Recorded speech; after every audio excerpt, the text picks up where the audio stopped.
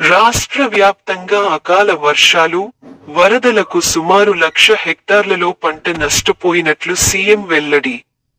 రైతులను ఆదుకుంటామని ముఖ్యమంత్రి భరోసా. సోమవారం అనగా రేపు రాష్ట్ర వ్యాప్తంగా ఉన్న అన్ని స్కూళ్లు మరియు కళాశాలలకు సెలవు ప్రకటించిన ప్రభుత్వం. ఆంధ్రప్రదేశ్లో వర్షాలపై కీలక అప్డేట్. యాస్టరిస్క్ ఇవాళ రాత్రికి శ్రీకాకుళం, విశాఖపట్నం మధ్య తుఫాన్ తీరం దాటే అవకాశం ఉంది. ఉత్తరాంధ్రలో 3 జిల్లాల ప్రజలు అప్రమత్తంగా ఉండాలని ముఖ్యమంత్రి సూచించారు.